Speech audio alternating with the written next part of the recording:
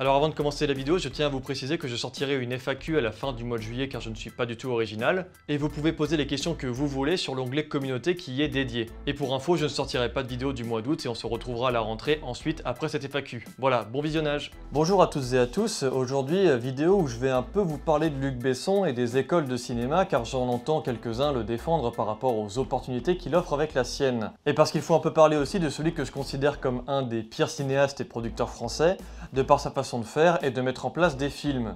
On reviendra aussi sur la curiosité morbide que les gens ont sur Arthur Malédiction, pourquoi ça m'énerve, et mon point de vue sur les jeunes productions et tournages en ce moment. Alors vous commencez à me connaître, vous savez qu'être un connard pour moi ce n'est pas un argument pour juger la qualité des films, il y a des personnes très mauvaises qui font des films brillants, donc je ne jugerai pas les affaires sexuelles par exemple dans lesquelles il trempe, ni la qualité de son cinéma. Déjà parce que je le trouve absolument inintéressant et vide au possible, mais surtout parce que le sujet de la vidéo va allier surtout sa manière de travailler avec l'utilité ou pas des écoles de cinéma, car vous devez savoir qu'il faut vous en méfier. Alors j'avais déjà fait une vidéo à l'époque que j'avais laissée sur la chaîne, mais je trouve que j'ai vraiment une tête à claque là-dessus et je ne redirai peut-être pas les mêmes choses aujourd'hui, donc vous pouvez aller la voir si jamais vous voulez vous foutre un peu de ma gueule de jeune ado, mais je souhaite approfondir et vous parler un peu de mon expérience, car j'ai cru aussi comprendre qu'il y en avait quelques-uns parmi vous qui aspirent à travailler sur les plateaux ou même à devenir réalisateur. Donc let's go. Alors petit rappel des faits sur déjà qui est Luc Besson, c'est un producteur et réalisateur qui s'est fait connaître dans les années 80 avant de s'imposer avec Le Grand Bleu sorti en 1988. Ce succès va lui permettre d'enchaîner d'autres productions comme Léon en 94, Nikita en 90 ou Le Cinquième Élément en 97. Et en 2000, il fonde sa propre boîte de production, EuropaCorp, dans le but de faire face aux majors américains. Il souhaite créer une major française. C'est-à-dire en gros qu'il souhaite créer des super productions à l'américaine pour tenter de contrer le système américain. En gros, faire des films grand public populaires. Alors sur le papier, ça semble être une bonne initiative, mais Besson copie la façon de faire à l'américaine. Par conséquent, les films sont assez fades et ne convainc pas le public français qui est plus sensible à un cinéma indépendant et d'auteur. Luc Besson est par ailleurs réputé pour être un très mauvais conteur d'histoire et scénariste, à juste titre je trouve, et il assiste souvent à l'écriture des films qu'il produit avec EuropaCorp. De cette manière de travailler sortent des ultimes chefs-d'œuvre comme la saga Taxi, Wasabi, la saga Le Transporteur ou encore Banlieue 13. Par la suite, il recommencera à réaliser avec Angel A en 2005, Arthur et les Minimoys en 2006, puis se mettra à conclure des contrats avec, attention, gros retournement de situation, des distributeurs américains, pour réaliser d'autres longs métrages comme Malavita en 2013, Lucie en 2014, qui est d'ailleurs un succès commercial. Je me suis rendu compte que j'étais en train de pleurer d'admiration devant Lucie. Regardez ça, je suis en train de trembler. Il produit entre les deux 3 Days to Kill avec Kevin Costner ou encore la saga Taken. Mais en 2015-2016, les productions de Besson commencent à décliner et il enchaîne les bides. Valérian est le plus représentatif car il a un budget de 200 millions d'euros mais ne rentre pas du tout dans ses frais. Taxi 5 ne reçoit pas le succès attendu. Merci les Français. Merci. Et son dernier film, Anna, a aussi monstrueusement bidé et a mis en difficulté EuropaCorp qui a désormais maintenant un directeur américain à sa tête. Luc Besson a aussi participé à mettre en place le crédit d'impôt en France au début des années 2000.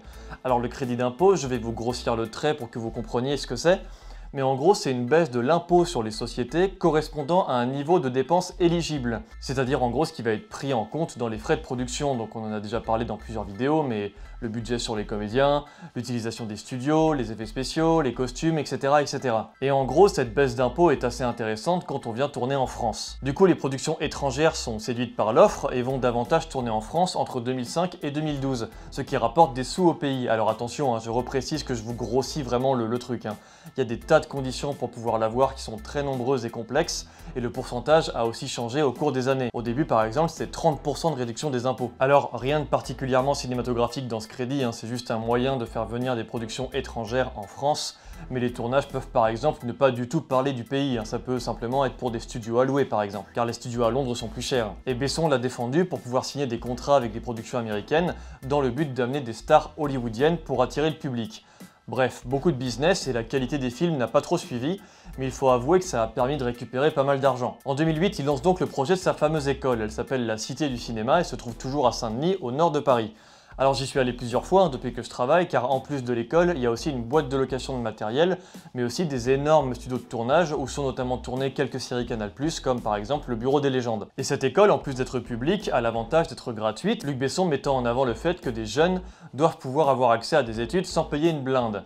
Alors pareil, sur le papier, l'initiative est cool, mais on verra plus tard que tout ça cache beaucoup d'autres choses pas terribles. Cette cité du cinéma est inaugurée en 2012 et elle coûte au total 140 millions d'euros à se faire. Voilà, alors cette introduction beaucoup trop longue faite sur le personnage, où je me positionne sur tout ça, moi. Alors déjà, il faut que je vous parle un peu du principe des écoles du cinéma, car pour moi, ça n'a aucun intérêt si vous souhaitez réaliser. Si vous avez envie de réaliser un film, c'est avec votre vision et vos inspirations que vous allez réussir à le penser. Alors il sera peut-être pas parfait, il sera peut-être même raté, mais c'est comme ça qu'on finit par faire des choses dont on est fier. Une école va vous apprendre des trucs codifiés, la manière d'écrire un scénario en 3 actes, une manière de réaliser avec des règles établies, bon parfois importantes peut-être comme le raccord 180 degrés que vous pouvez apprendre sur internet gratuitement en 10 minutes. Et ça ne forge absolument pas votre vision de réalisateur, et c'est un peu pareil pour l'écriture.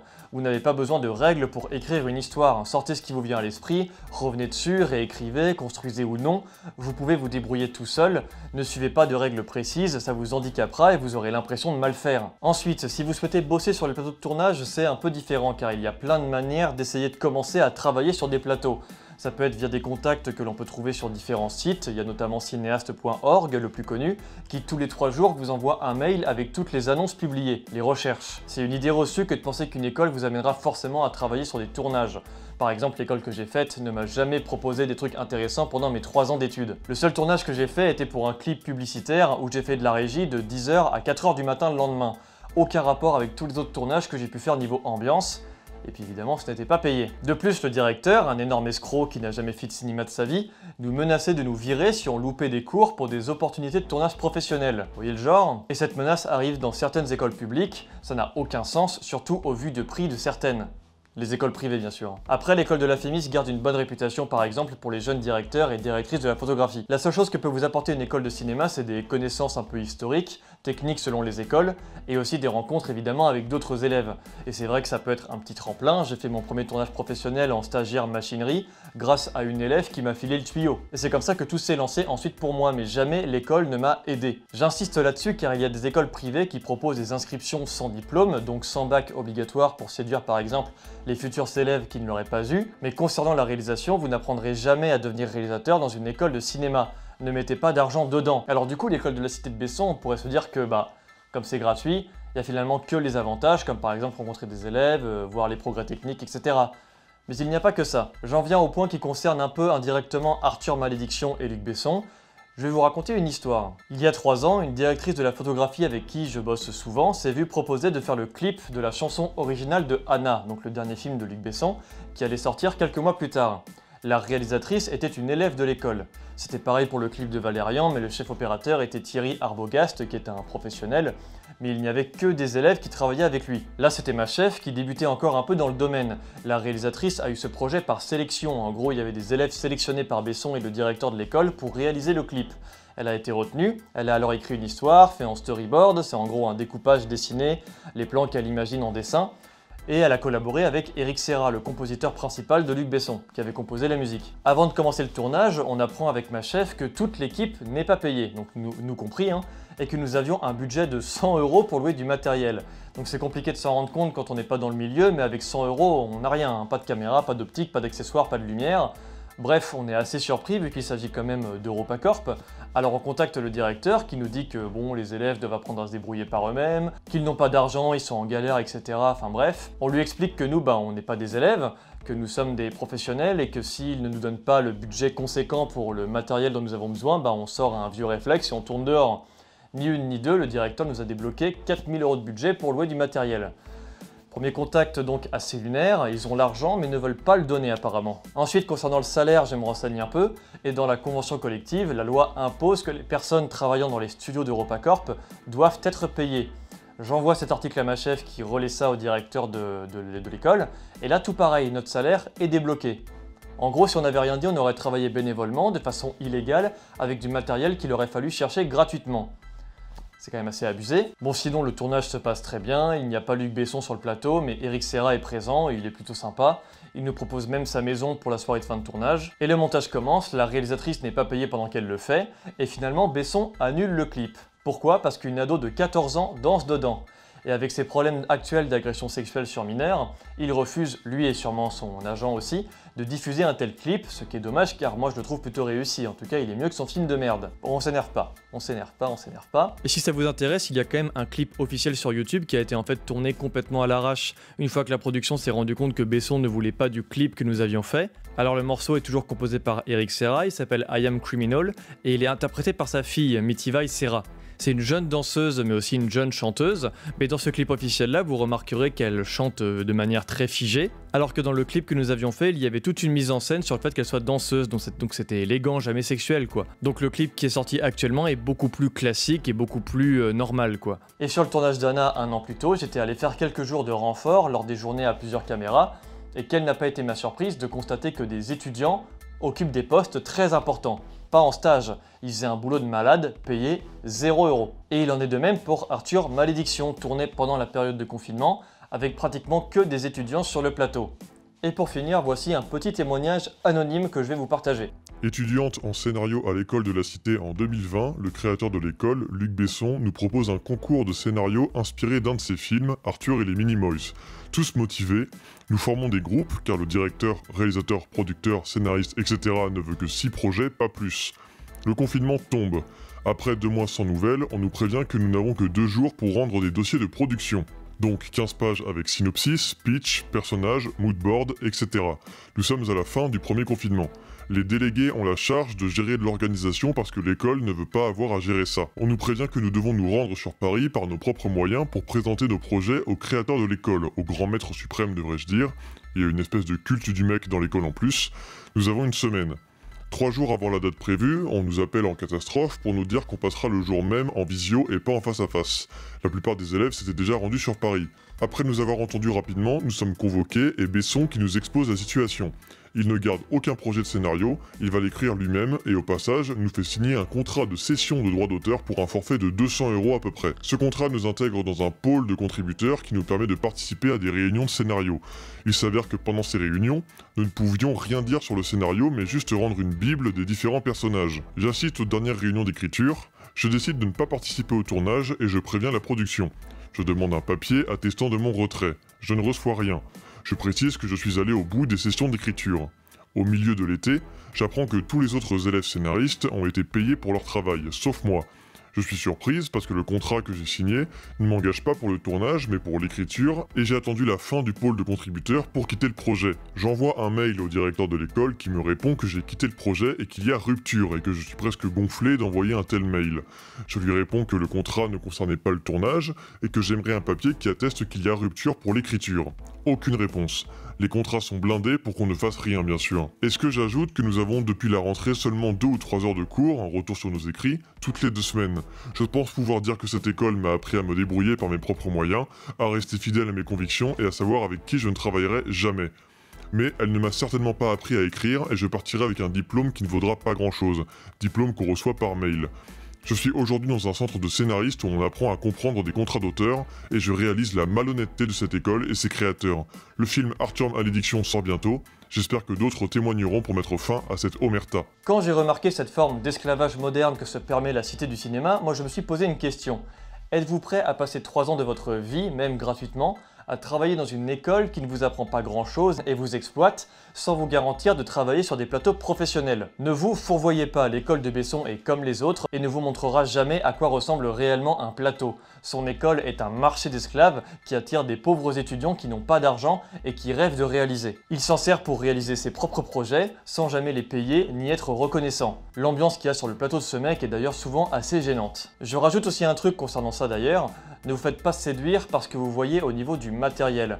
C'est toujours assez excitant de voir du matos pro, des vraies caméras, des installations lumière impressionnantes, on a l'impression d'entrer dans la cour des grands. Mais ce n'est pas le cas, ce n'est pas le matériel présent mais l'organisation du plateau et le respect des heures de travail et la garantie d'une bonne préparation ainsi que les salaires qui justifient un bon tournage professionnel. Ceux de Luc Besson dépassent les heures supplémentaires non payées à foison et je le répète, des élèves doivent gérer un travail monumental qui est censé concerner des professionnels. Chaque chef de poste est est différent et nécessite un recul et une expertise, vous avez mes vidéos pour voir ça. Besson se sert d'étoiles dans les yeux pour exploiter ses étudiants. Et l'échec de ses derniers films est assez symptomatique de l'orga d'ailleurs, car on sait que beaucoup de tournages se sont mal déroulés mais ont quand même donné de grands films, comme Apocalypse Now, La vie d'Adèle, etc.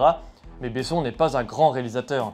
C'est un businessman, avide d'argent, escroc, un peu menteur, qui a toujours cherché à copier le système blockbuster américain en France pour se faire un maximum d'argent. Heureusement, nous ne sommes pas aux États-Unis, nous sommes en France, et la France a un magnifique patrimoine cinématographique, et malgré la quasi-omniprésence américaine aujourd'hui dans les salles, on a aussi une grande création française actuelle. Alors s'il vous plaît, arrêtez d'aller voir cette merde par curiosité morbide. Je peux comprendre qu'il y ait aussi la curiosité de voir un film qu'on a vu enfant avec un autre genre, en l'occurrence celui du cinéma d'horreur là.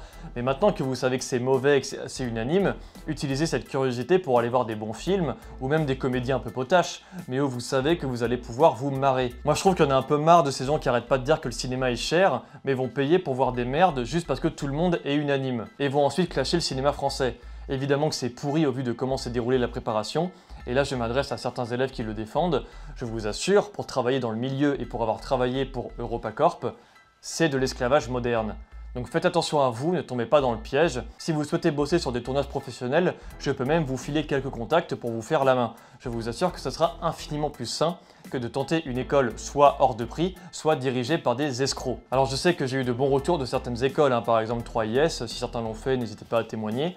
Mais globalement, les écoles privées parisiennes sont un ramassis d'argent. Je me suis fait avoir aussi étant jeune et naïf. Et les seules choses que je garde aujourd'hui, c'est des rencontres qui sont devenues des amis au fur et à mesure du temps. Alors ne faites pas la même erreur, et même si je suis pour le fait que c'est important d'aller voir des films au cinéma, même parfois des daubes comme les Marvel justement, car ça donne de l'argent au cinéma français, n'allez pas voir les films de Luc Besson, je pense qu'il a fait son temps. Et d'ailleurs, pour terminer sur de belles choses, niveau production, ce type a, en plus d'être accusé de harcèlement sexuel sur mineurs, on l'a déjà vu, a souvent été condamné à plusieurs reprises avec EuropaCorp pour droit d'auteur de MGMT, dont une chanson est diffusée sans autorisation pour une pub de Blue Advertisement, une agence créée par Besson qui promouvait à l'époque l'UMP. Quelle indignité! Ensuite, de contrefaçon pour Lockout, pour Arthur et les Minimoys, car Besson n'avait pas crédité les créateurs et dessinateurs des bestioles, et aussi parce qu'il avait piqué des idées de scénario, notamment pour Taxi, où il a aussi eu un procès. Et il est aussi condamné pour harcèlement moral. Je dis bien condamné, pas accusé. Alors pourquoi je vous parle de tout ça? C'est pour vous montrer que le cinéma, malgré évidemment tous les bénéfices qu'il apporte et que je défends, c'est aussi un monde de business, ce qui est assez normal quand il y a de l'argent en jeu, mais quand le business dépasse l'art, qui devient une opportunité de s'en faire plus, c'est problématique. Et Luc Besson et d'autres réalisateurs ou producteurs sont dans ce jus-là. Cependant, je maintiens évidemment que les condamnations ne sont pas un argument pour critiquer sa cinématographie et ses films. Je ne les aime pas parce que je les trouve tous très identiques, les personnages très creux, la mise en scène molle, redondante et parfois très laide. Ils n'inventent rien et ils pompent d'autres mises en scène sans les comprendre. Alors si ça vous intéresse, je pourrais un peu plus développer cet aspect-là dans une autre vidéo, mais je pense que je préfère vous conseiller des films, c'est plus intéressant que de vous parler de daube. Mais j'essaie à chaque fois d'apporter cette nuance tout en défendant le travail des intermittents sur un plateau parce que j'en suis un, car j'estime que c'est important et que ça se perd de plus en plus aujourd'hui. Il y a beaucoup de tournages bénévoles, ce qui est parfois compréhensible, et ça peut être aussi une source de premières expériences intéressantes quand on démarre. Mais les productions en profitent aussi aujourd'hui pour dépenser le moins possible. Ils profitent de la naïveté des jeunes qui rêvent de faire du cinéma. Et ça, c'est pas normal. C'est compliqué de garder une balance stable entre les moyens douteux et la qualité d'un film, mais j'essaie de faire de mon mieux. Et pour moi, Besson remplit toutes les mauvaises cases. Et les écoles de cinéma privées sont aussi dans ce jus et dans ce mood. Quand on les regarde de plus près, beaucoup de directeurs n'ont aucune expertise pour le cinéma, et de ce que j'ai vécu dans mon école en tout cas, le directeur en plus n'avait aucune passion. Donc méfiez-vous où vous mettez votre argent, les futurs apprentis réalisateurs et techniciens. C'est la fin de cette vidéo, j'espère qu'elle vous aura plu et qu'elle vous aura intéressé. N'hésitez pas à partager la vidéo et à commenter, et à me rejoindre sur Twitter et à vous abonner à la chaîne bien sûr. Et on se retrouve très bientôt pour de nouvelles vidéos. Ciao!